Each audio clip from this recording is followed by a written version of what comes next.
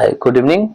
You are with Chandan Kumar, and in this part of the video, I am going to explain The Pace for Living, written by R.C. Hutchinson. This is from Bihar Board Panorama book part 1. So this is the first lesson of your chapter. यह आपके chapter का first lesson है और इस part of video में हम एक एक लाइन की हिंदी बताते हुए चलेंगे, जिसको आपको गौर से देखना है और आपको एक जो वर्ड मीनिंग की जो तैयारी है वो भी आपकी इसमें बहुत बेहतर तरीके से हो जाएगी। तो सबसे पहले हम क्या करेंगे, आरसी हचिंसन के बारे में जानेंगे। तो आरसी हचिंसन कौन थे? तो आरसी हचिंसन जो थे वो एक ब्रिटिश नॉवलिस्ट हैं, लिखा हुआ है यहाँ पे ब्रिटिश नॉवलिस्ट, मतलब ब्रिटेन के जो है वो उपन्यासकार है। Exhibits an exceptional flare for touching the sensitive, यहाँ पे इश्यू का स्पेलिंग गलत हो गया है, ये होगा ISSUES, ठीक है। इश्यू का स्पेलिंग होती है ISSUES, यहाँ पे एक S छूट गया है, तो इसको आप ठीक कर लीजिएगा। Issues of the contemporary society with all it's contradictions and paradoxes. अब यहाँ पे इसका हिंदी मीनिंग हुआ कि आरसी हचिंसन जो एक ब्रिटेन के नॉवलिस्ट होते हैं, यह एक अद्भुत या एक्सेप्शनल जो है फ्लेयर दिखाते हैं। फ्लेयर का अर्थ होता है किसी कार्य को करने की जो नेचुरल जो तरीका होता है, जो नेचुरल एबिलिटी होती है किसी काम, उसको फ्लेयर कहा जाता है, जिसमें वो किस किस मामले को लेते हैं। तो समकालीन जो सोसाइटी होती है, समाज होती है, उसके मामले को वो उठाते हैं जो बहुत सेंसिटिव होती है, ठीक है, बहुत संवेदनशील मामले होते हैं, उसी को कहा जाता है सेंसिटिव इश्यूज। और जब ये मामले उठाते हैं तो ये मामले जो होते हैं इसमें with all it's contradictions and paradoxes, इसमें क्या होते हैं, बहुत सारे कॉन्ट्राडिक्शंस भी होते हैं, विरोधाभास भी होता है और पैराडॉक्सेस भी होते हैं। तो कॉन्ट्राडिक्शंस मतलब विरोधाभास, पैराडॉक्सेस मतलब जब आपको लगे कि दोनों चीज जो है क्या है, एक दूसरे के साथ नहीं रह सकता, या रहना असंभव है, तो इसी को पैराडॉक्सेस कहा जाता है। नेक्स्ट जो है आगे दे रखे हैं इसमें, In the Pace for Living, R.C. Hutchinson captures the agony of modern man. Pace of living में आरसी हचिंसन क्या करते हैं, जो आधुनिक आदमी है, आधुनिक व्यक्ति है, मॉडर्न मैन मतलब क्या होगा, मॉडर्न मैन मतलब होगा आधुनिक आदमी। तो आधुनिक आदमी की जो पीड़ा है, दर्द है, एगोनी है, उसको वो उतारते हैं या कैप्चर करते हैं। He brings out how the fast movement, वो बताते हैं, ब्रिंग्स आउट करते हैं या डिस्क्राइब करते हैं, सामने लाते हैं। तो ब्रिंग आउट का मीनिंग हुआ कि किस तरीके से आदमी के जो भागम भाग के जो जीवन है, फास्ट मूवमेंट है, या चीजें है, थिंग्स है, या ऑब्जेक्ट है, कोई आसपास की वस्तुएं है, हर्ट्स द नॉर्मल रिदम, ये हमारी जो सामान्य जो तालमेल है उसको नुकसान पहुंचा रही है। And exerts undue pressure on man, women and children, और यह एक अनुचित दबाव डाल रही है आदमी के ऊपर, महिलाओं के ऊपर, औरतों के ऊपर और बच्चों के ऊपर। एक्सर्ट मतलब लगाना, अनड्यू मतलब अनुचित। तो ये आपके इस पार्ट में दे रखे हैं। अब हम जब आगे बढ़ेंगे तो आगे बढ़ने पर में कुछ क्वेश्चन, हालांकि ये रेड में दे रखा है, जिसको आपको खुद से क्वेश्चन का जवाब ग्रुप बना के देना है। क्वेश्चन कहता है ए में, work in small groups and do the following, छोटा छोटा ग्रुप बना लीजिए और आपको इस क्वेश्चन का आंसर दीजिए या वर्क बताइए। क्या सब क्वेश्चन है देखिए, इसमें दे भी रखा है। फर्स्ट क्वेश्चन है, टॉक टू योर फ्रेंड्स, अपने मित्रों से बात करें, एंड सीक देयर ओपिनियन, और उनसे राय लें, मशवरा लें, on the life style of the modern youth, कि आधुनिक जो युवा है उनकी जीवन शैली कैसी है, उनसे पूछें। आस्क देम मतलब उनसे पूछें। पहला क्वेश्चन क्या पूछे, do you find life leisurely और फास्ट, क्या आपकी जिंदगी जो है वो फुर्सत में है या बहुत तेजी से भाग रही है। दूसरा क्वेश्चन है, are you satisfied with what you see today, जो भी आज आप देखते हैं क्या आप उससे संतुष्ट हैं। तो इसके बारे में इसमें दे रखे हैं।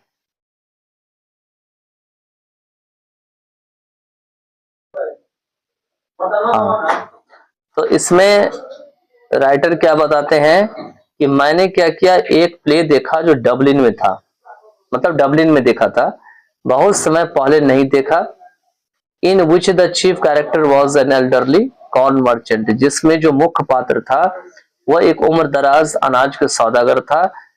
कहाँ पे रहता था? इन ए स्मॉल आयरिश कंट्री टाउन, जो आयरलैंड के एक कंट्री देश के छोटा सा जगह था, टाउन था, उसमें वो रहता था। अब यहाँ पे चीफ कैरेक्टर का मतलब अभी मैं पिछले वीडियोस में भी बताया है शायद कहीं। चीफ कैरेक्टर का मतलब होता है जो मुख्य पात्र होते हैं, जिसको मेजर कैरेक्टर भी कहा जाता है। Major, MEJOR, major, major character, या इसी को मेन कैरेक्टर भी कहा जाता है, MAIN, मेन कैरेक्टर। ये ड्रामा हो, चाहे नॉवेल हो, चाहे कोई शॉर्ट स्टोरी हो, चाहे लॉन्ग स्टोरी हो, चाहे नॉवेला हो, या कुछ भी हो, इस सभी में आपको चीफ कैरेक्टर, मेजर कैरेक्टर आपका जो है मिलेंगे कहीं ना कहीं। ठीक है, तो ये जो कैरेक्टर्स होते हैं, ये मतलब समझिए कि पिलर होते हैं उस नॉवेल के, बिल्कुल एकदम स्तंभ होते हैं। ठीक है, और इसके बाद जो कैरेक्टर्स होते हैं वो कुछ माइनर कैरेक्टर्स होते हैं जो मेजर कैरेक्टर के साथ मिलकर काम करते हैं, तो उसको क्या कहा जाता है? Minor character. या इसे कह सकते हैं कि ऐसे कैरेक्टर्स जो बहुत कम यूज होते हैं नॉवेल्स में। और कुछ कैरेक्टर्स होते हैं जो पेरीफेरल कैरेक्टर होते हैं। क्या होते हैं? पेरीफेरल होते हैं। पेरीफेरल का मतलब होता है, पेरीफेरल, पेरीफेरल कैरेक्टर का मतलब होता है, थोड़ा सा समझ लीजिएगा, ये हालांकि 10th क्लास की चीजें नहीं है, लेकिन फिर भी मैं थोड़ा सा बता देता हूं। ऐसे कैरेक्टर्स होते हैं जो ये मेजर या माइनर कैरेक्टर के इर्द गिर्द चारों तरफ घूमता रहता है, कभी आया कभी चला गया, कभी आया कभी चला गया, तो इसी को पेरीफेरल कैरेक्टर भी कहा जाता है। चलिए अब आते हैं चैप्टर की ओर। तो चैप्टर में जैसे कि मैंने बताया यहां तक कि ये जो डबलिन में एक चीफ कैरेक्टर था जिसका नाम था एल्डर, नाम तो नहीं दे रखा है, एल्डरली कॉर्न मर्चेंट था, वो उम्र दराज का आदमी था, ज्यादा उम्र का था, और वो एक आयरिश कंट्री टाउन में क्या था, रहता था, जो बहुत छोटा सा जगह है। He was a man of many anxieties, वो ऐसा आदमी था जिसके पास बहुत सारी चिंता करने वाली बात थी, जो उनको चिंतित रखती थी। हिज हार्ट वॉज डिकी, उसका जो हृदय था वो कमजोर था। His Neiphiu was cheating him, उसका जो भतीजा था वो उसको धोखा देता रहता था। His wife had the fantastic notion of spending 10 pound on A holiday, और उसकी जो पत्नी थी वो मनमौजी तरीके से विचार से हर हॉलीडे को, या हर जो उनका छुट्टी का दिन होता था, उनको उस छुट्टी के दिन में वो क्या करती थी, 10 पाउंड जो है खर्च कर लेती थी। All together the pace of life was getting too much for him, मतलब मिला जुला करके, सब मिला करके जो जीवन की जो रेस थी उनके लिए, या पेस थी, वो उनके लिए बहुत ज्यादा हो रही थी। ठीक है, वॉज गेटिंग मतलब बहुत तेजी से भाग रही थी। ठीक है, नेक्स्ट दे रखे हैं कि and in a moment of despair he uttered a great cry from the heart, और उसी हताश में उनके दिल से अचानक सा जो है एक ऊंची आवाज निकलती है, बहुत जोर से ग्रेट क्राई निकलती है, और वो चिल्ला पड़ता है, जोर से बोल पड़ता है, they tell me there's an aeroplane now that goes at 1000 miles in hour. They का मतलब यहाँ पे ये भी हो सकता है कोई व्यक्ति, लेकिन यहाँ जो कहानी के हिसाब से दे रखा है कि इनकी पत्नी है या इनका भतीजा है या कोई व्यक्ति है, वो इस कैरेक्टर को कहता है कि देखो जिंदगी कितनी फास्ट भाग रही है, कि एरोप्लेन जो है वो 1 घंटे में 1000 माइल उड़ रही है आसमान में। नाउ दैट्स टू फास्ट, अब तो इसकी स्पीड इतनी ज्यादा है जितनी की नहीं होनी चाहिए।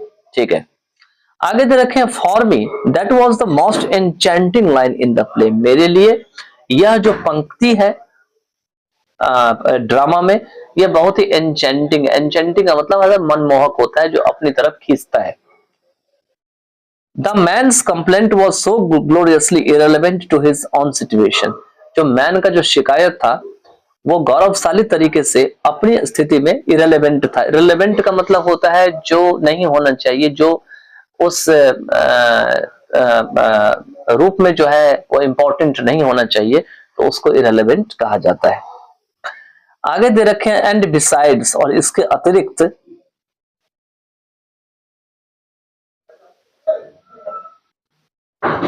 दे रखे हैं यहां पर में बीइंग कॉमिक, कॉमिक मतलब मजाक की तरह दिखने के कारण, बीइंग मतलब यहाँ पे के कारण होगा।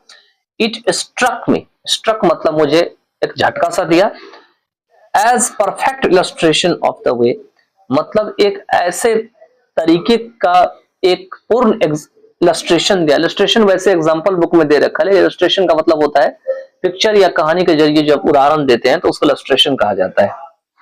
द आयरिश किसके बारे में? तो आयरिश के बारे में, आयरलैंड में जो लोग रहते हैं उनके बारे में। गेट एट सटल ट्रूथ, और जो कि एक बिल्कुल स्पष्ट सत्यता है या सटल ट्रूथ है। By the most unlikely approaches, और यह जो तरीका है वह बिल्कुल जिसकी संभावना नहीं होनी चाहिए उसमें भी बहुत ज्यादा संभावना दिखाई दे रही है, तो वो तरीका से ये लोग क्या करते हैं, जीवन यापन को करते हैं, अप्रोच है। You saw what the old fool meant, आपने देखा कि ये जो ओल्ड फूल है कॉर्न एल्डरली मर्चेंट है, एल्डरली है, तो इसका नाम इन्होंने राइटर ने ओल्ड फूल दे दिया कि आखिर में इस ओल्ड फूल का मतलब क्या मतलब है। You saw what the old fool meant. अब आगे दे रखे हैं इसमें, आगे कहते हैं not that I have any dislike of rapid movement myself. यहाँ राइटर कहते हैं कि ऐसा नहीं है कि मैं भागम भाग की खुद की जिंदगी को बहुत ज्यादा लाइक नहीं करता हूँ, डिसलाइक करता हूँ। I enjoy going in A car eight 90 miles an hour, मैं खुद कार चला करके जो है 1 घंटे में 90 माइल चला करके खुश होता हूँ, एंजॉय लेता हूँ। So long as I am driving, जब तक मैं ड्राइविंग कर रहा होता हूँ। And so long as it is not my car, और जब तक यह मेरी कार नहीं होती है। मतलब कहने का अर्थ है अगर अपनी गाड़ी हो तो कोई दिक्कत नहीं है, अगर हम 90 चलाएं 100 चलाएं, दूसरे की कार जब चलती रहती तो हम कहते हैं देखो कितना तेज चला रहा है, कितना तेजी से जिंदगी को बिता रहा है। आई एडोर द मशीन्स, राइटर कहता है यहाँ पे मैं मशीनों की पूजा करता हूँ। That hurl you about at better sea, मतलब जो कि आपको वो मशीन क्या करती है, बैटर सी कोई जगह है वहां तक ले जाती है आपको। To dine in London and lunch in New York next day seems to me a most satisfactory experience. कहते हैं कि क्योंकि भागम भाग की जिंदगी हो गई है तो लंदन में जो है रात का भोजन करना और दोपहर का जो लंच है वो न्यूयॉर्क में करना अगले दिन, यह जो आप एक संतोषजनक, मतलब बहुत ही अधिक संतोषजनक अनुभव मेरे को मालूम पड़ता है। ठीक है, नेक्स्ट दे रखे यहाँ पे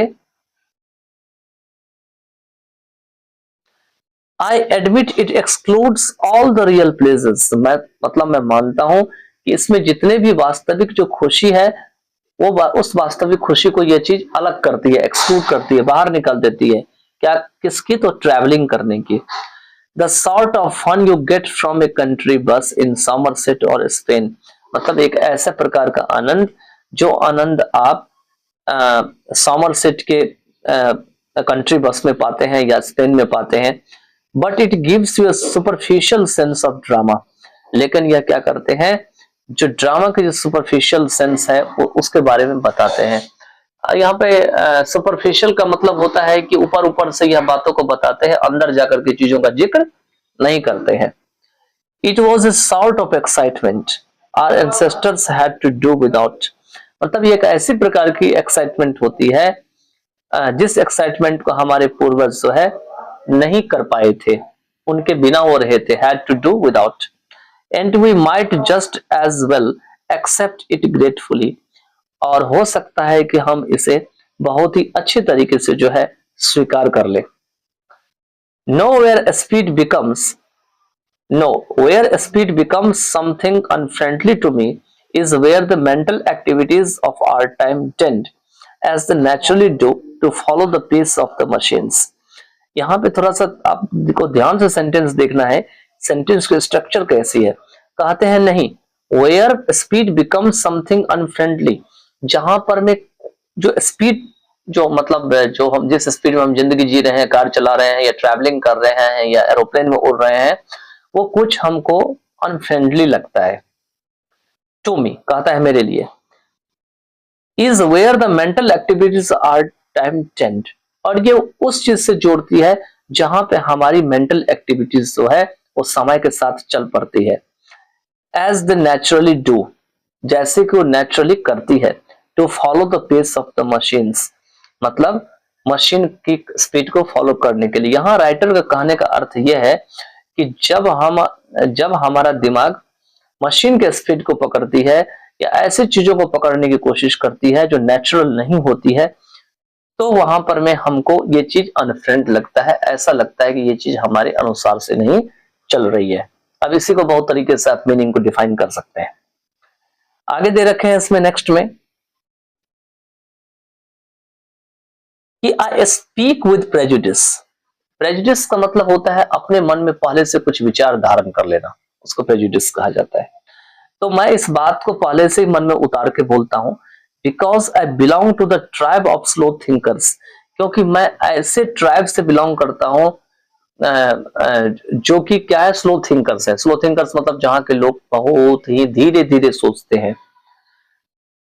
those who are cursed with l esprit de, जो भी लिखा है ले एस्करलिएट, आप पढ़ लेना अपने जो भी फ्रेंच में या स्पेनिश में लिखा हुआ है तो उसको आप रीड कर लेना, या जर्मन में लिखा हुआ है, ठीक है। मतलब ये वो लोग होते हैं जिनको शायद अभिशाप मिला हुआ है, श्राप मिला हुआ है। आगे मीनिंग भी दे रखा है, people who fight on the most devastating repartee, कहते हैं यहाँ पर में ये वो लोग होते हैं जो कि बहुत बुरी तरीके से क्या करते हैं, लड़ाई करते हैं, आप आपस में क्या करते हैं, वो लाइट ऑन द, नहीं यहाँ पर में दे रखे हैं लाइट दे रखा है, वो light on the most devastating repartee about 4 hours after the party is over. लेकिन यहाँ फाइट होना चाहिए हमारे हिसाब से। चलिए हम चेक कर लेते हैं इस वर्ड को, ठीक है।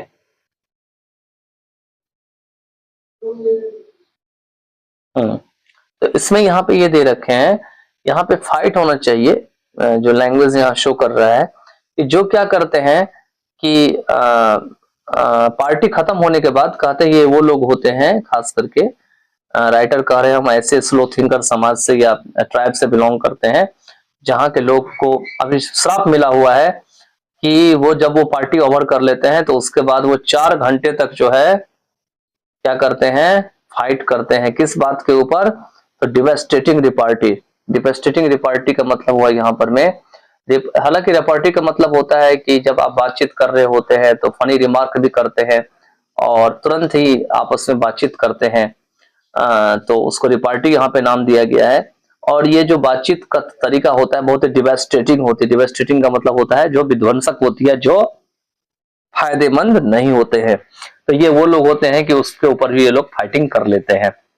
आगे दे रखे हैं, I am one of those, मैं भी उन्हीं में से हूँ। राइटर कहता है कि जो ट्राइब की चर्चा किए गए हैं जहां के रहने वाले कहते हैं कि मैं भी उन्हीं में से हूँ, who are guaranteed to get the lowest mark, जिससे कि बिल्कुल गारंटी मिल गया है, गारंटी हो चुका है कि उसे सबसे कम अंक मिलेगा इन एनी इंटेलिजेंस टेस्ट। अगर कोई भी आईक्यू हो गया, आईक्यू टेस्ट हो गया, इंटेलिजेंस टेस्ट हो गया कि बताओ तुम कितना इंटेलिजेंट हो, तो मैं उसमें क्या करूंगा, सबसे कम अंक लाऊंगा। और यह बात कौन कहता है, यहाँ राइटर खुद कहता है, बिकॉज दोज टेस्ट्स और all the ones I have come across seem to be designed to measure the speed of your mind more than anything else।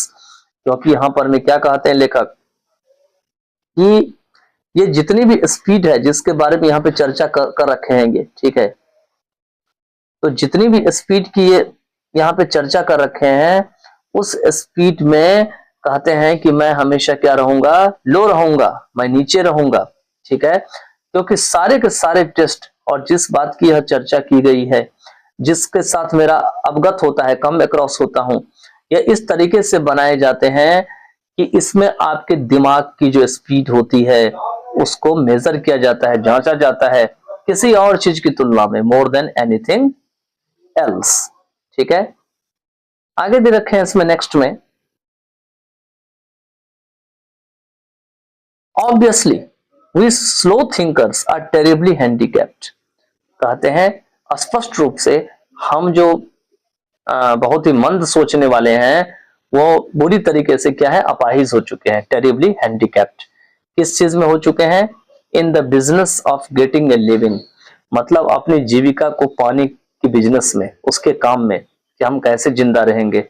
But what I am thinking about just now, लेकिन अभी जो मैं सोच रहा हूं अभी अभी, is not so much the practical use of one's mind, यह सोच कोई भी व्यक्ति अगर प्रैक्टिकली तरीके से अपने दिमाग से सोचता है तो यह उसके ऊपर निर्भर नहीं करता है, ठीक है। It's not so much the practical use of one's mind as its use for enjoyment. कहने का अर्थ यह है कि जो भी मैं सोच रहा हूं यहाँ पर, मैं अभी अभी जो सोच रहा हूं, is not so much the practical use of one's mind. उस चीज को मैं जब मैं एंजॉय कर रहा होता हूं उस समय जो मैं अपना दिमाग लगाता हूं, उस तरीके का दिमाग मैं अभी नहीं लगा पा रहा हूं। आप देखते होंगे कि जब कोई भी व्यक्ति एंजॉय कर रहा होता है तो दिमाग की ज्यादा परसेंटेज का वो इस्तेमाल करता है, जिससे कि ज्यादा से ज्यादा उसको एंजॉय मिल सके। नेक्स्ट इसमें दे रखे हैं आगे में,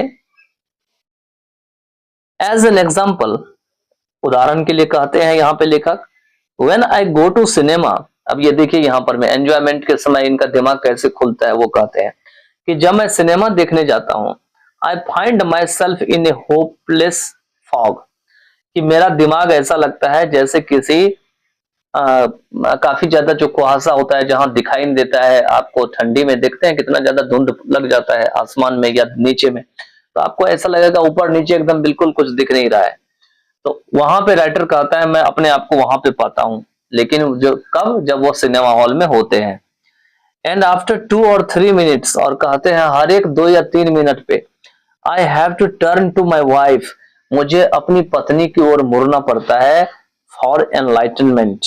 एनलाइटनमेंट का मतलब नई जानकारी प्राप्त करने के लिए, या पूछने के लिए कि बताओ इस सिनेमा में क्या हुआ है। मतलब मेरा दिमाग इतना तेज नहीं चल पाता है कि मैं इजिली कैच कर सकूं कि अभी अभी का सीन जो है उसमें क्या हुआ था, आगे क्या हुआ था, जिसकी चर्चा नेक्स्ट लाइन में की गई है। आई विस्पर, मैं बहुत धीरे से उसके कान में बोलता हूं, is this the same girl as the one we saw at the beginning, कि ये जो गर्ल मुझे सिनेमा के पर्दा पे, फिल्मी हॉल के पर्दे पे दिखाई दे रही है, ये वही लड़की है जो सिनेमा शुरू जब हुआ था तो उस समय दिखाई पड़ी थी।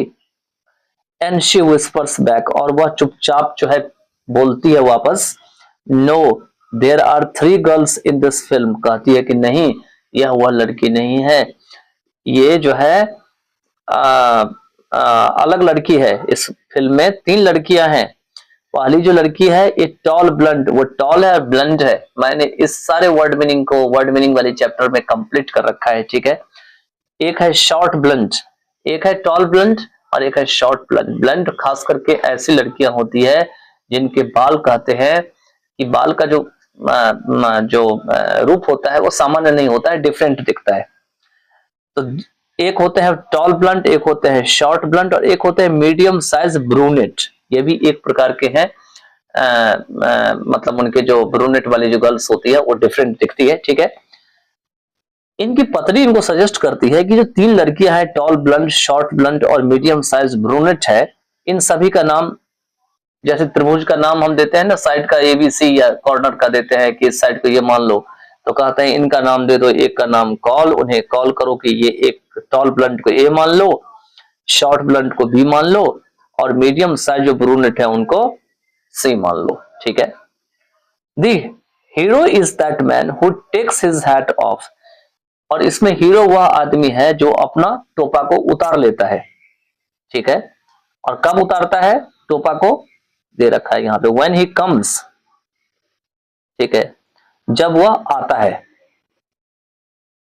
ठीक है। कहां पे आता है, इंडोर्स आता है, दे रखा है आगे। इंडोर्स का मतलब अंदर आता है। He is going to fall in love with girls, कहते हैं कि जब वो तीनों लड़कियों से उनको वो प्रेम में पड़ने जा रहा होता है, जो B, C और A गर्ल्स है, एक के बाद एक क्रम में, तो प्यार में पड़ते समय वो क्या करता है, टोपी को अंदर उतार लेता है, या इंडोर आते समय टोपा को वो उतार लेता है। And so it proves to be, और यह इस बात को साबित कर देता है। There you have a mind which has trained itself to work in high gear, so as a matter of fact it can work in other gears just as well। कहते हैं there you have a mind, यहां पर में आपका दिमाग ऐसा हो जाता है, which has trained itself to work, जहां पे आपका दिमाग बहुत ही तेजी से काम करने लगता है, हाई गियर में काम करने लगता है। भले ही as a matter of fact it can work in other gears just as well, कि यह और काम में जो है ये और गियर में काम करे, लेकिन यहाँ पर में जो दिमाग की गियर होती है बहुत तेजी से काम करती है। But my point is that most of my fellow patients in the cinema, लेकिन मेरे हिसाब से यह बात है कि अधिक से अधिक जो सिनेमा में जो फेलो पेशेंट दिखाई पड़ते हैं, यहाँ पे पेशेंट नाम दिया है इन्होंने, पेशेंट मतलब जानते ही है क्या होता है, मरीज होता है। डू थिंक फास्ट इनफ, ये लोग बहुत ही तेजी से सोचते हैं। टू कीप अप कंफर्टेबली, और ये ऐसा इसलिए करते हैं सिनेमा में ताकि वो हमको कंफर्टेबल लग सके। With rapid changes of scenes and actions, और वो किस तरीके से कंफर्टेबल करने का हम लोग को प्रयास करते हैं कि सिनेमा में चेंज सीन को बार बार चेंज कर देते हैं, बहुत तेजी से सीन को चेंज कर देते हैं, एक्शन को भी चेंज कर देते हैं। ठीक है, they think much faster than people did 30 years ago। ये वो लोग होते हैं जो बहुत ही ज्यादा तेजी से सोचते हैं उन लोगों की तुलना में जो 30 साल पहले जीते थे इस धरती पर। Possibly because those who do not think fast in the high state, कहते हैं यहां पर में संभवतः क्योंकि ये वो लोग होते हैं जो कि हाई स्ट्रीट में बहुत तेजी से नहीं सोच पाते। हाई स्ट्रीट एक जगह का नाम है। नाउअडेज, इन दिनों, may not get another chance in this world to think at all। कहते हैं कि हो सकता है कि अब उसे दूसरा मौका नहीं मिलेगा कि इस दुनिया में वो किसी प्रकार से सोच पाए। ठीक है, तो possibly because those who do not think fast in the high street nowadays may not get another chance in this world to think at all। कहने का मतलब हाई स्ट्रीट में जितने भी लोग रहते हैं उनको संभवतः जो है इतना ज्यादा जो है वो दोज हु डू नॉट, इतना ज्यादा वो जो है फास्ट में नहीं सोच पाते हैं इन दिनों।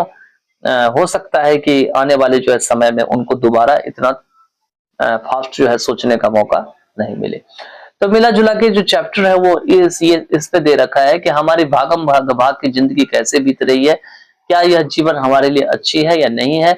यहाँ पे राइटर भी जो है फास्ट पेस ऑफ लाइफ को ऐसा नहीं डिसलाइक करते हैं, वो कहते हैं कि ठीक है ऐसा होना चाहिए, क्योंकि यह चैप्टर सिखाती है कि हमको समय के साथ चलना चाहिए।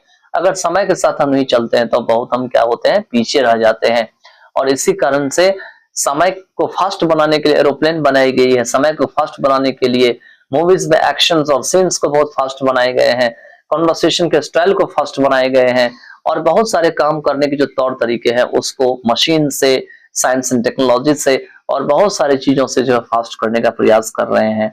लेकिन राइटर यह कहते हैं कि यह हमारा नेचुरल रिदम लाइफ की नहीं है, हम नेचुरली तरीके से नहीं जी रही हैं, हम बहुत ही फास्ट तरीके से हम अपने जीवन को जी रहे हैं।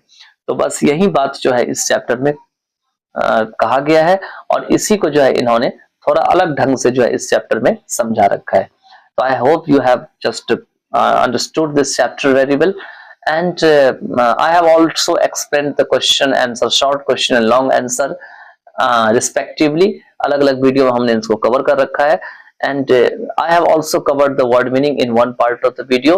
I will create one of the master video in which you will get the word meaning, question answer and explanation in a single video, and you can enjoy all together। So by then take care of yourself। In the next part of the video I'll be again present with a new chapter, and by then you can prepare this for your board examination, for learning English, for conversational English, for writing English and other purposes of English language। Good night। Hi, welcome on Evergreen Classes। Currently you are interacting with Chandan Kumar Jha। In this part of the video we'll be doing some words from the chapter that is The Base for Living, written by R.C. Hutchinson। This is the first chapter of class 10th Panorama book part 1। So let's start doing one after one। एक के बाद हम एक करना शुरू करते हैं। सबसे पहला वर्ड आपका है वो है डिकी, DICKY। एक आपका एडजेक्टिव है, इसका मीनिंग होते हैं वीक हार्टेड, मतलब कमजोर दिल वाला। कॉलोक्वियल इन एक्सप्रेशन है, बोलचाल में इसको इसी तरह से यूज किया जाता है। नेक्स्ट वर्ड है आपका फैंसीफुल, FANCIFUL। ये एक आपका एडजेक्टिव है, इसका मीनिंग है हाईली इमेजिनेटिव, मतलब काफी ज्यादा कल्पना से संबंधित होते हैं, तो उसी को फैंसीफुल कहा जाता है। इसके बाद है आपका नेक्स्ट डिस्पेयर, DESPAIR, ये एक नाउन संज्ञा है। It means state of hopelessness, मतलब एक ऐसी अवस्था है जब आपको कोई भी आशा न दिखे, ऐसा लगे कि अब आशा ही नहीं, निराशा निराशा होगा, तो ऐसी अवस्था को डिस्पेयर कहा जाता है। इसके बाद नेक्स्ट है आपका इंचेंटिंग। इंचेंटिंग एक एडजेक्टिव है, एडजेक्टिव मतलब विशेषण है। It means having the power to cast a spell, मतलब ऐसी शक्ति होना चाहिए किसी के ऊपर जादू बिखेर सके, जादू डाल सके। इसके बाद है आपका इलस्ट्रेशन। इलस्ट्रेशन ILLUSTRATION, ये एक आपका नाउन है, मतलब संज्ञा है। इसके मीनिंग होते हैं एग्जाम्पल, उदाहरण। वैसे अगर आप कहीं पे इलस्ट्रेशन को देखेंगे तो उसमें आपको साफ दिखाई देगा कि इलस्ट्रेशन में क्या होते हैं कि पहले पिक्चर बनाया होता है और फिर पिक्चर बना करके दिखाया जाता है, लेकिन ओनली इसमें एग्जाम्पल दे रखा है। बट इलस्ट्रेशन में ज्यादातर क्या होता है, पिक्चर का भी इस्तेमाल किया जाता है, ठीक है, तो वो भी आप ध्यान में रखिएगा। नेक्स्ट है आपके एडोर, ADORE, ये एक वर्ब है, क्रिया है। It means worship, love and respect, मतलब पूजा करना, प्रेम करना और आदर करना। इसके बाद नेक्स्ट है आपका सुपरफिशियल, ये आपका एडजेक्टिव है, विशेषण है। Pertaining to the surface only, मतलब मुख्य बात से संबंधित जो होते हैं उसको यहाँ पर सुपरफिशियल कहा गया है। इसके बाद है आपका प्रेजुडिस, जो एक नाउन है, PREJUDICE, मतलब एक आपका संज्ञा है। It means a pre concept notion, मतलब पहले से ही मन में कोई विचार बिठा रखे हैं तो उसको क्या कहा जाता है, प्रेजुडिस कहा जाता है। बहुत सुंदर सा एक नॉवेल भी इसके ऊपर लिखा गया है जेन ऑस्टन के द्वारा, प्राइड एंड प्रेजुडिस, ठीक है। आगे जो है, आगे दे रखे हैं डिवेस्टेटिंग, DEVASTATING, ये एक एडजेक्टिव है, मतलब विशेषण है, जिसको डैमेजिंग कहा जाता है। डैमेजिंग का मतलब होता है बिल्कुल बर्बाद करना, नाश करना।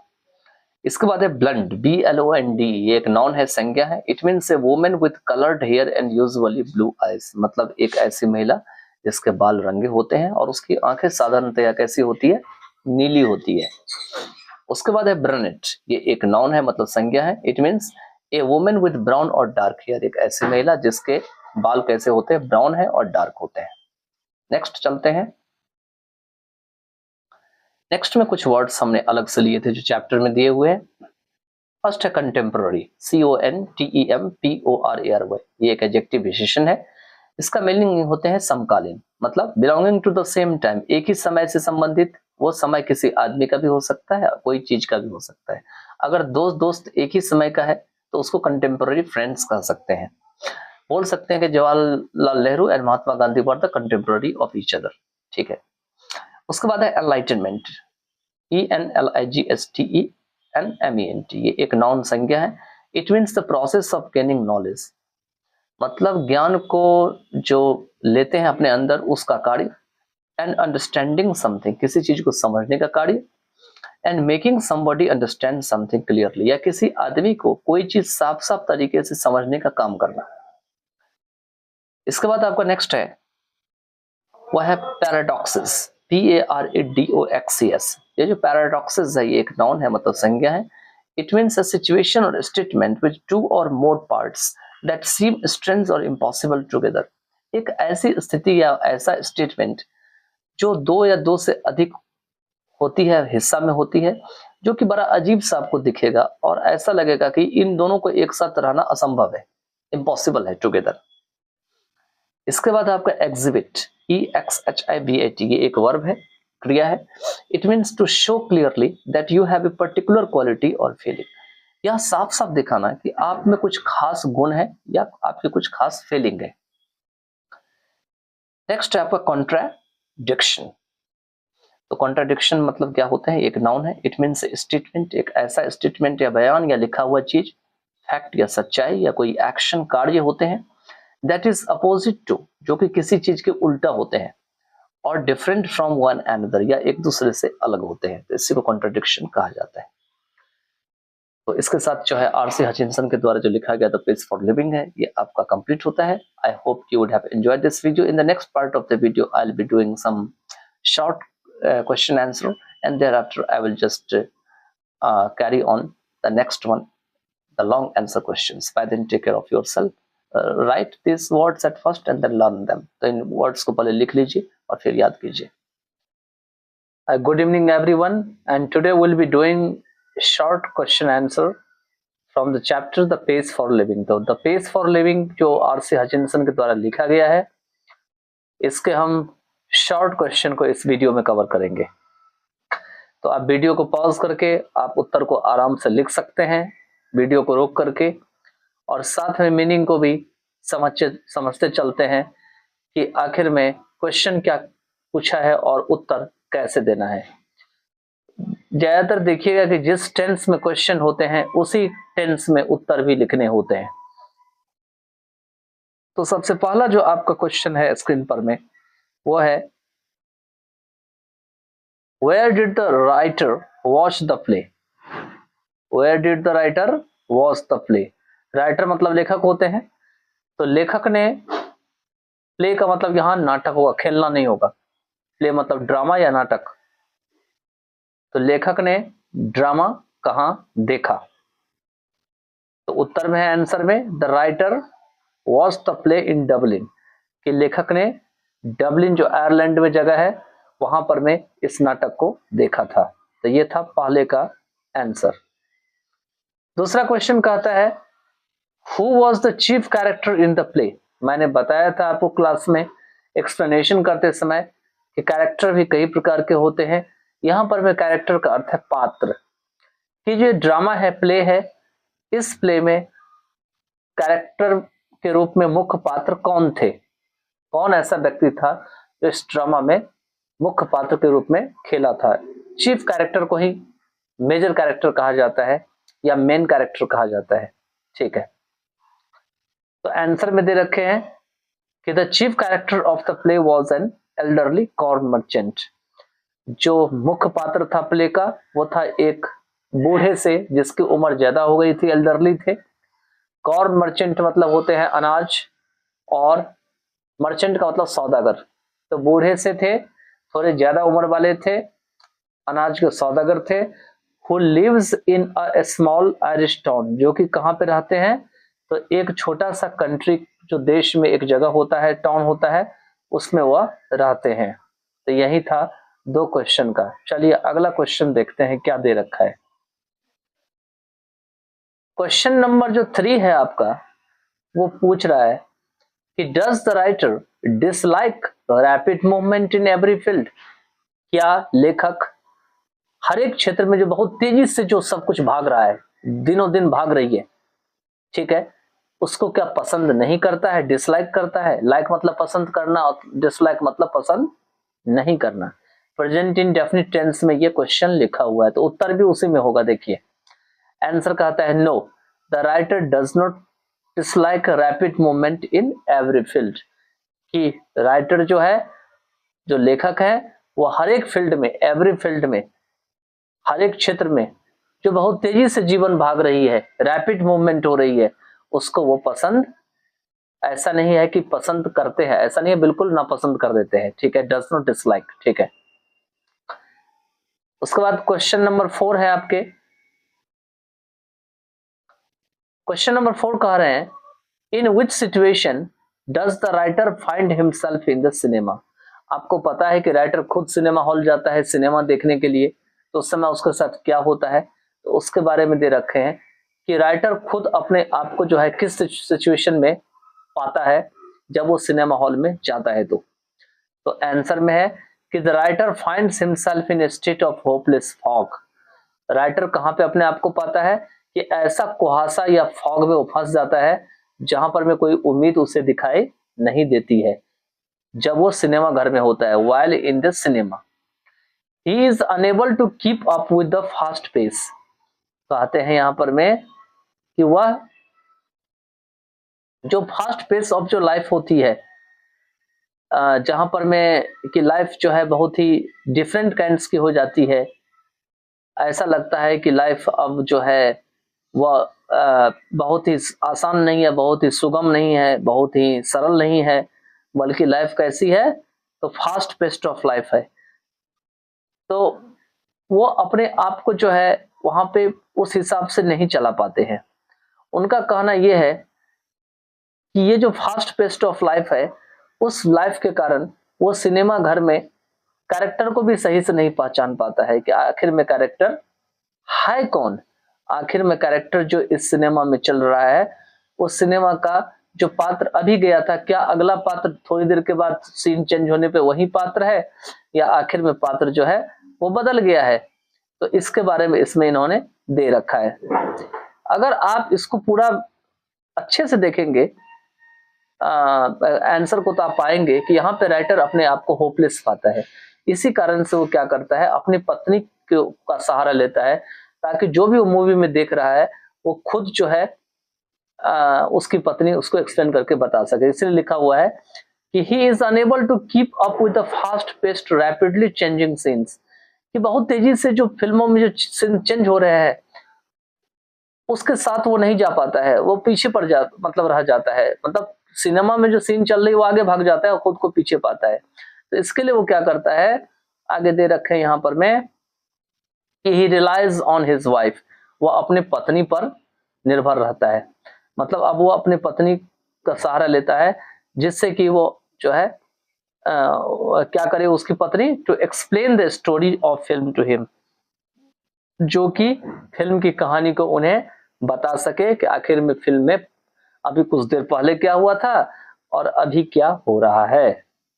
ये था फोर्थ का आंसर। मैंने अच्छे से एक्सप्लेन कर दिया है ताकि आपको समझ में आ जाए। चलिए फिफ्थ में चलते हैं। फिफ्थ में दे रखे हैं इसमें कि how does the writer classify himself as a thinker. Classify मतलब जो राइटर है वो अपने आप को एक थिंकर के रूप में कैसे क्लासिफाई करते हैं, कैसे वर्गीकृत करते हैं, कैसे अपने आप को बताते हैं। तो जैसे कि उत्तर में दे रखा है आंसर में कि the writer classifies himself as a slow thinker. कैसे अपने आप को राइटर बताते हैं कि वो उसकी थिंकिंग स्किल बहुत तेज नहीं है, बहुत धीरे धीरे सोचता है, वो क्या है, स्लो थिंकर है। ही आइडेंटिफाइज विद दिस कैटेगरी, वो अपने आप को इस श्रेणी में या कैटेगरी में रखता है। Because it takes time to reflect, क्योंकि उस सोचने में जो है ज्यादा समय लेता है, और सोचने के बाद उस इंफॉर्मेशन को आगे बढ़ाने में, process information, and understand things deeply, और चीजों को बहुत गहराई से समझने में क्या करता है, काफी लंबा टाइम लेता है, वो इजिली नहीं समझ पाता है चीजों को। He does not react instantly, वो क्या करता है, तुरंत ही किसी बात पे प्रतिक्रिया नहीं देता है। In the fast paced modern world, ये जो एकदम भागम भाग की जो आधुनिक जीवन संसार चल रही है उसमें, तो हम यही कहेंगे कि राइटर अपने आप को स्लो थिंकर मानता है, साथ में वह इसी कैटेगरी में अपने आप को पाता है। वो चीजों को बहुत तेजी से सोच नहीं पाता है, इंफॉर्मेशन को आगे नहीं बढ़ा पाता है, और चीजों को बहुत गहराई से नहीं सोच पाता है, और इसी कारण से वो बहुत तेजी से रिएक्ट नहीं करता है इस भागम भाग की दुनिया में। तो यही था आपका जो है 5 क्वेश्चंस, जिस 5 क्वेश्चन को हमने इस वीडियो में कवर किया है। और आपको क्या करना है, वीडियो को पॉज करके अच्छे से समझ लेना है और अपनी नोटबुक में लिख लेना है, and you should try to just learn them. चलिए नेक्स्ट पार्ट ऑफ वीडियो में हम लॉन्ग आंसर क्वेश्चन को कवर करते हैं। Hi, good evening and welcome on this channel, and in this part of the video we'll be doing some long answer questions from Panorama 1. This is the chapter The Pace for Living. This is the first chapter written by R.C. Hutchinson. In this part of the video we'll cover 3 questions answer, because the answers are long and lengthy, and this is why it is necessary to get the explanation of the question one after another in a broad way. तो broadly हम इसको क्या करेंगे, सारे answer को हम अच्छे से समझेंगे और जानेंगे कि ये इस पार्ट ऑफ वीडियो में जो हम लॉन्ग आंसर क्वेश्चन 3 को जो हम करेंगे, फर्स्ट, सेकंड और थर्ड, उसका एक्चुअली में क्लियर मीनिंग क्या दे रखा है। चलिए शुरू करते हैं। इसमें जो सबसे फर्स्ट क्वेश्चन है वो दे रखे हैं, right a few sentences about an elderly corn merchant. कहते हैं जो बूढ़े से या जो उम्र दराज जो अनाज के सौदागर होते हैं उनके बारे में कुछ वाक्य लिखिए या कुछ सेंटेंस लिखें। तो आंसर में दे रखे हैं कि the elderly corn merchant is a fragile, जो बूढ़े से जो कॉर्न मर्चेंट होते हैं वो फ्रेजाइल होते हैं, कमजोर होते हैं, एंक्शस मैन होते हैं, मतलब चिंतित आदमी होते हैं। From A small Irish country town, ये एक छोटे से शहर के छोटे से जगह से आते हैं। He struggles to keep up with the fast paced modern world, वह अपने आप को जो भागम भाग जो आधुनिक दुनिया है उसके साथ चलने के लिए संघर्ष करते रहते हैं। ही represents A slower traditional way of life, वह अपने आप को पुराने तरीके से जो लोग जीते थे उनकी जिंदगी जो स्लो रहती थी उनको वो प्रतिनिधित्व करते हैं, उनके रूप में वो काम करते हैं। He is overwhelmed bye rapid changes, वह बहुत तेजी से चेंजिंग हो रही है उससे व्याकुल हो जाते हैं, ओवरवेल्म हो जाते हैं। हिज हार्ट इज वीक, उनका जो हृदय होता है वो कमजोर होता है। His wife spends money too much, उसकी पत्नी बहुत ज्यादा खर्चीली होती है, बहुत ज्यादा रुपया खर्च करती है। He has a cheating nephew, उनके पास एक भतीजा होता है जो उनके साथ चीटिंग करता रहता है। He does not completely like the accelerated speed of life, कहते हैं कि बहुत तेजी से जीवन भाग रही है, उसको पूरी तरीके से ऐसा नहीं है कि लाइक नहीं करते हैं, खास करके ट्रांसपोर्टेशन में। किस भाग में? तो ट्रांसपोर्टेशन में। ट्रांसपोर्टेशन क्या होती है? जब हम चीजों को एक जगह से क्या करते हैं दूसरी जगह पर तक ले जाते हैं तो उसको ट्रांसपोर्टेशन कहा जाता है। ठीक है, हाँ, तो उसी तरह से बता रहे थे कि इट इज सीन, यह देखा जाता है कि एरोप्लेन के बारे में भी कंप्लेंट करते हैं जब वो बताते हैं कि एरोप्लेन की स्पीड क्या है 1000 माइल से कितने में, 1 घंटे में, एन आर, और यह जो स्पीड है वो क्या है, बहुत ही ज्यादा फास्ट है। Now that's too fast. ठीक है, तो वीडियो को रोक के आप इसको क्वेश्चन को लिख करके और समझ सकते हैं। नेक्स्ट क्वेश्चन है आपका क्वेश्चन नंबर 2। वही लास्ट क्वेश्चन जो है उसको थोड़ा सा एक्सप्लेन करना है, वही क्वेश्चन दे रखे हैं क्वेश्चन नंबर 2 में कि they tell me there's an aeroplane, कि वो बताते हैं कि एक ऐसा अब एरोप्लेन आ गया है that goes at 1000 miles an hour, जिसकी स्पीड जो कितनी देर तेज चलती है, तो 1 घंटे में 1000 माइल्स चलती है। नाउ दैट्स टू फास्ट, और यह क्या है, स्पीड बहुत ज्यादा फास्ट है। What light does the remark of the corn merchant throw on the fast life today, मतलब किस प्रकार की जो प्रकाश जो है वह अनाज बेचने वाले सौदागर जो है आधुनिक जो भागम भाग जिंदगी है उसके ऊपर करती है, रिमार्क करती है। तो उसी के ऊपर आपको आंसर लिखना है। तो आंसर दे रखे हैं, this remark highlights the modern technology, यह रिमार्क क्या करती है, आधुनिक जो तकनीकी है उसको चढ़ा बढ़ा के बताती है। It has made life overwhelmingly fast, इसने बहुत व्याकुल तरीके से हमारे जीवन को बहुत तेज बना दिया है। It leaves little room for reflection, यह सोचने के लिए तो बहुत ही कम मौका देती है। लिटिल रूम मतलब बहुत कम मौका, बहुत कम जगह। रूम मतलब यहाँ कमरा नहीं होगा जिस कमरे में रहते हैं। ठीक है, इसके बाद आगे दे रखे हैं, it contrasts the artificial rapid speed of 1000 miles per hour aeroplanes, मतलब एरोप्लेन की जो स्पीड है जिसकी स्पीड 1000 माइल पर आवर है, उसकी स्पीड को जो है ये आर्टिफिशियली तरीके से कॉन्ट्रास्ट करती है। मतलब कहती है कि स्पीड क्या है, जो आर्टिफिशियल मतलब बनावटी है, नकली है। ठीक है, उसके बाद the slower and natural pace of older generation are challenged, क्योंकि पुराने जमाने के लोग क्या होते थे, स्लोअर होते थे, बहुत ही धीरे सोचने वाले होते थे, उनका कदम प्राकृतिक होता था, वो पैदल ज्यादा चलना पसंद करते थे, रनिंग करना पसंद करते थे। तो ये सारी चीजें को क्या कर दी जाती है, इस कहानी में चुनौती भर दी जाती है, चैलेंज कर दी जाती है। On the one hand this changing is lauded, एक और ये जो परिवर्तन है इसकी प्रशंसा की जाती है, लाउड की जाती है।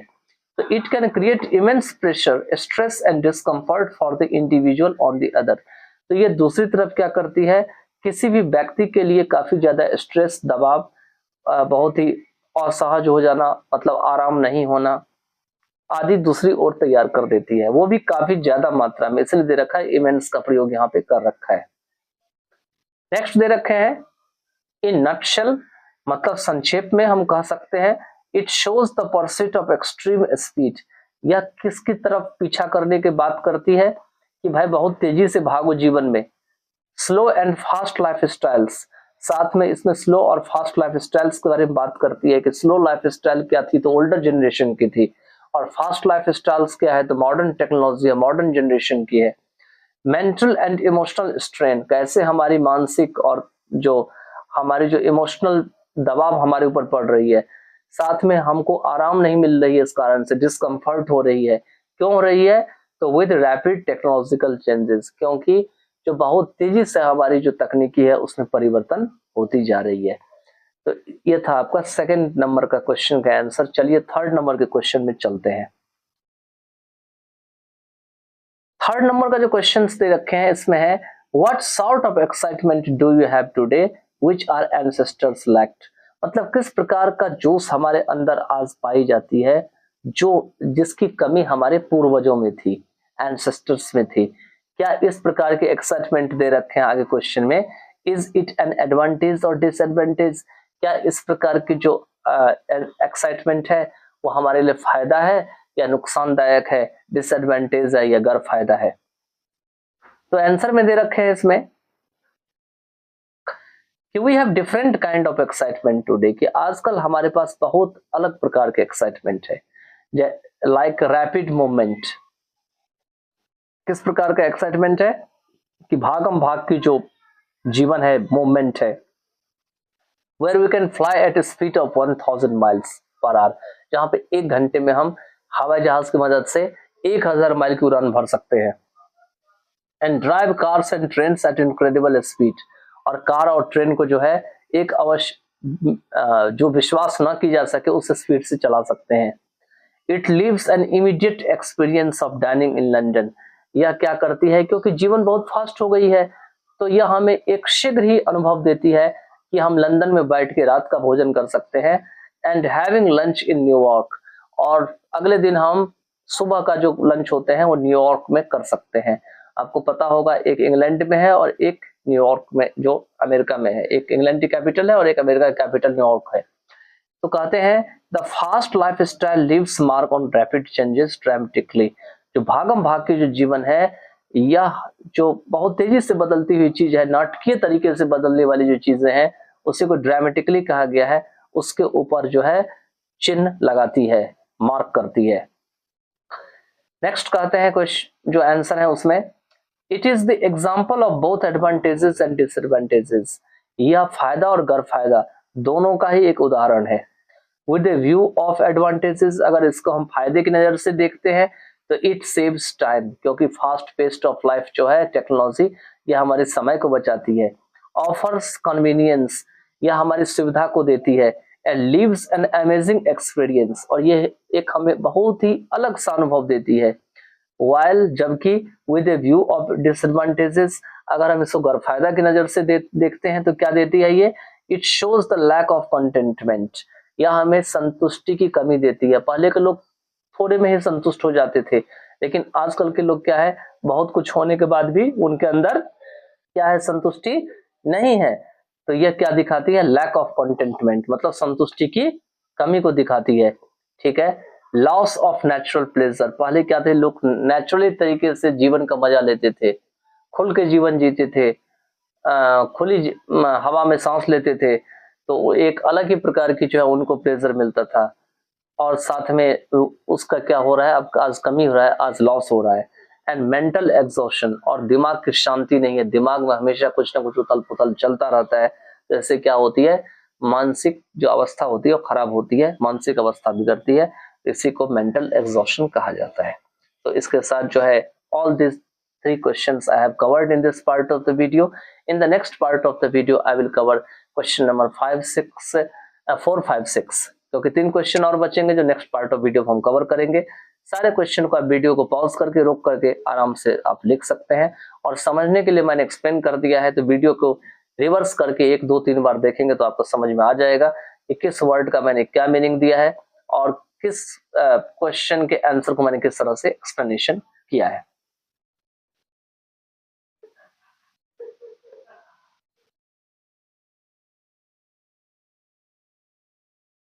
Good evening everyone. In this part of the video from the R.C. Hutchinson, the Pace for Living, we are going to cover the 3 questions next, that is 4, 5 and 6. As usual, I will explain the question as well as the answer, so you have to just attentively listen to me, and pausing the video you can write accordingly in your notebook. तो video को pause करके आप जो है notebook में answer को लिख सकते हैं। तो चलिए हम क्वेश्चन को बताते हुए चलते हैं और आंसर को भी बताते हुए चलते हैं। तो फर्स्ट क्वेश्चन मतलब 4th नंबर जो दे रखे हैं इसमें वीडियो में, who are taken to be slow thinkers. इससे पहले मैंने 3 क्वेश्चन पिछली वीडियो में कर दिया है, तो उसको आप निकाल के देख सकते हैं। कहते हैं किस व्यक्ति को जो है स्लो थिंकर्स के रूप में लिया गया है। How are the slow thinkers handicapped today. कैसे आजकल धीरे सोचने वाले लोग जो है बिल्कुल अपाहिज हो गए हैं, स्लो थिंकर्स हैंडीकैप हो गए हैं। तो आंसर में है कि slow thinkers are those who can not compete with rapid changes. Slow thinkers जो होते हैं वो होते हैं जो बहुत तेजी से जो परिवर्तन हो रहे हैं उसका मुकाबला वो नहीं कर सकते हैं। They do not have the ability to quickly grasp, analyze or respond to the fast moving situation around them. ये वे लोग होते हैं जो अपने आसपास में जो बहुत तेजी से जो हालात बदल रही है उनका वो उत्तर नहीं दे पाते हैं, उनका विश्लेषण नहीं कर पाते हैं और उनको बहुत तेजी से नहीं पकड़ पाते हैं। इनकी योग्यता उनके अंदर नहीं होती है। They cannot make instant decisions. ये वो लोग होते हैं जो बहुत तुरंत ही निर्णय नहीं ले सकते हैं। लाइक द कॉर्न मर्चेंट, जैसे कि कॉर्न मर्चेंट होते हैं, who struggle to keep with the quick plot shifts in the play. जो कि आप देखते हैं कि प्ले में जैसे ही प्लॉट शिफ्ट होता है तो उसके साथ उनको संघर्ष करना पड़ता है समझने में। एक एग्जांपल आप सिनेमा हॉल का भी ले सकते हैं, जब सिनेमा हॉल में बैठे हुए वो इस बात की चर्चा करते हैं। These people deliberate and reflect before reacting। कहते हैं ये वो लोग होते हैं जो पहले बहुत गहरे तरीके से विचार विमर्श करते हैं, सावधानी पूर्वक सोचते हैं किसी भी बात का प्रतिक्रिया देने से पहले। आगे दे रखे हैं इसमें कि slow thinkers often have to struggle in a competitive job market and face financial losses. तो जो धीरे सोचने वाले लोग होते हैं उन्हें अक्सर जो प्रतिस्पर्धा वाली नौकरी होती है मार्केट में उसका संघर्ष करना पड़ता है और उन्हें रुपया पैसा का नुकसान जो है झेलना पड़ता है, फाइनेंशियल लॉस को। They can not make quick decisions. वे तुरंत ही कोई डिसीजन नहीं ले सकते हैं, कोई निर्णय नहीं ले सकते। They feel behind themselves in the accelerated pace of life. वे अपने आप को जो भागम भाग वाली जो जिंदगी है उसके हिसाब से अपने आप को पीछे पाते हैं। सच एज मॉडर्न ट्रांसपोर्टेशन, जैसे आधुनिक जो आवाजाही वाले जीवन है जहां पे लोग एक जगह से दूसरे जगह पे जाते हैं ट्रांसपोर्ट के जरिए और साथ में टेक्नोलॉजी के जरिए, तकनीकी के जरिए। They do not act swiftly, वो बहुत तेजी से प्रतिक्रिया नहीं देते हैं। दे लूज अपॉर्चुनिटीज, ये वो लोग होते हैं जो अवसर को खो देते हैं। तो ये था इस क्वेश्चन का आंसर और उसकी हिंदी मीनिंग। चलिए आगे चलते हैं। क्वेश्चन नंबर जो 5 है वो कहते हैं कि what enlightenment does the writer seek from his wife. मतलब किस प्रकार का जो नया ज्ञान जो है राइटर के अंदर आता है या राइटर खोजता है अपनी पत्नी से। What does it suggest about the plight of the modern man, कि आधुनिक जो आदमी है उनकी जो अवस्था है उसके बारे में जो है यह क्या सुझाव देती है। तो आंसर में है When the writer is in cinema hall, writer क्या होती है अपनी पत्नी के साथ होते हैं सिनेमा हॉल में, तो he seeks enlightenment from his wife। तो वह अपने वाइफ से जो है enlightenment जो होते हैं मतलब नया नया ज्ञान जो है वो अपने वाइफ से खोजते रहते हैं, नया नया चीज उनके दिमाग में जो है इंफॉर्मेशन लेते हैं अपने वाइफ से। He asks her for identifying the characters on screen।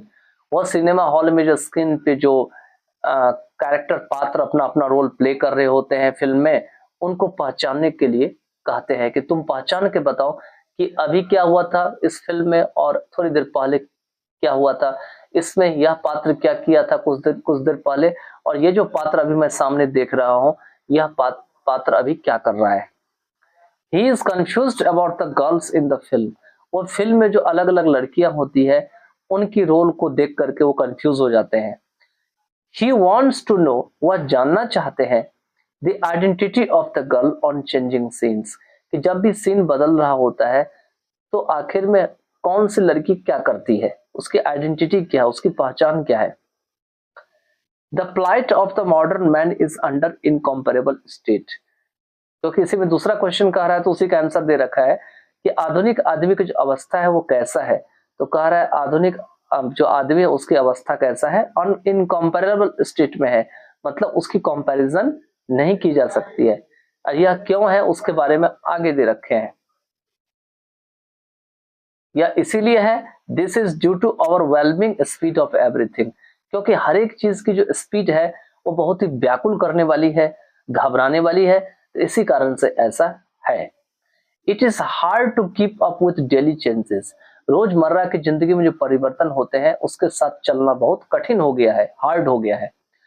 It leads to mental exhaustion, यह जो है मानसिक जो तनाव है उसको जन्म देती है। क्यों देती है? ड्यू टू द प्रेशर, क्योंकि हमारे ब्रेन पे भागम भाग के जीवन के कारण बहुत ज्यादा प्रेशर हो गया है, इसी कारण से ये उसके ऊपर जवाब मतलब प्रेशर करती है, दबाव डालती है।